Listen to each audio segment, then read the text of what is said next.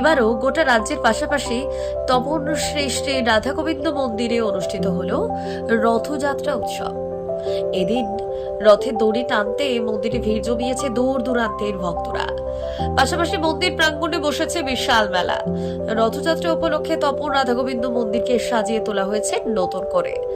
এদিন সকাল থেকে ভক্তরা পুজো দিতে ভিড় জমায় তপন শ্রী শ্রী রাধা গোবিন্দ মন্দিরে। ভক্তদের জন্য খিচুড়ি প্রসাদের ব্যবস্থা করা হয় মন্দিরের তরফে। প্রসঙ্গত, দক্ষিণ দিনাজপুর তথা উত্তরবঙ্গের রথযাত্রা গলির মধ্যে অন্যতম তপন রাধা গোবিন্দ মন্দিরের রথযাত্রা।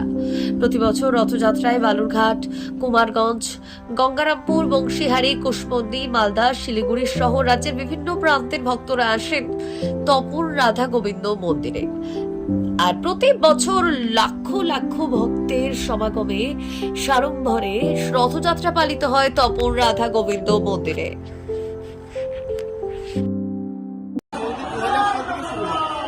এবং পুরী থেকে সাক্ষাৎ জগন্নাথের যে কাঠের পুরী মন্দিরে আছে সেই কাঠে জগন্নাথ প্রভু নিজে এসেছেন এবং আমাদের আনুষ্ঠানিক আছে।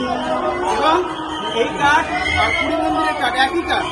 এই কাঠ স্পর্শ করা মানে রথে স্পর্শ করা মানেই একদম সাক্ষাৎ ওই কাঠকে স্পর্শ করা মানে যার উপর প্রভু এসেছেন। এবং এনার কাছে যে যা মানত করছে সকলের সমস্ত মানুষেরা পূর্ণ হচ্ছে। এবং এখানে একটা বিরাট অলৌকিক ঘটনা, যত ভক্ত আছে 10 দিন 10টা নানান ধর্মীয় অনুষ্ঠানের মধ্য দিয়ে গান কীর্তন পাঠ নানা কিছু দিয়ে জগন্নাথ আপনাদের নিতাই গৌর এই ধামকে একদম আলোড়িত করে রেখেছে।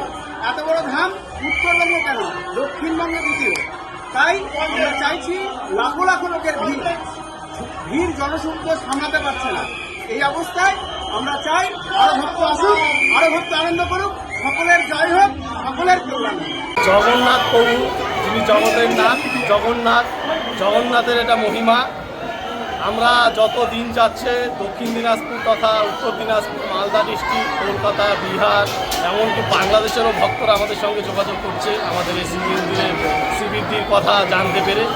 আমাদের জগন্নাথ দেবের ভক্তের এই মহিমায় গোটা পশ্চিমবঙ্গে ছড়িয়ে পড়েছে এবং আগামীতে পশ্চিমবঙ্গ ছাড়িয়ে বাইরের রাজ্যেও ছড়িয়ে যাবে, এটা আমরা আশাবাদী। এটা জগন্নাথের মহিমা। জগন্নাথ দেব তিনি যে জগতের নাথ, জগৎ সেরা প্রভু, তাই তার মহিমায় এই ভক্তরা আকৃষ্ট হয়ে আসছে। আর এই জগন্নাথ উৎসবকে কেন্দ্র করে আমরা জগন্নাথের ভক্তরা যারা আসে তাদেরকে স্বাস্থ্য পরিষেবা থেকে জলের সুব্যবস্থা, প্রসাদের সমস্ত ভরপেট প্রসাদের ব্যবস্থা থাকে। এবং কি রথযাত্রা উৎসবকে কেন্দ্র করে প্রতি বছরই রথযাত্রা উৎসবে 56 ব্যঞ্জন ভোগের আয়োজন থাকে। সেই ভোগ দর্শনে ভক্তদের দুর্ভোগ কাটে। সেই ভোগ দর্শনে ভক্তরা আগ্রহী হয়ে এই ভোগকে কেন্দ্র করে ভোগ প্রসাদ দর্শন এমনকি ভোগ প্রসাদে পেতে ভক্তরা ছুটে আসে দূর দূরান্ত থেকে। বিশেষ প্রতিবেদন, উত্তর বাংলার সংবাদ।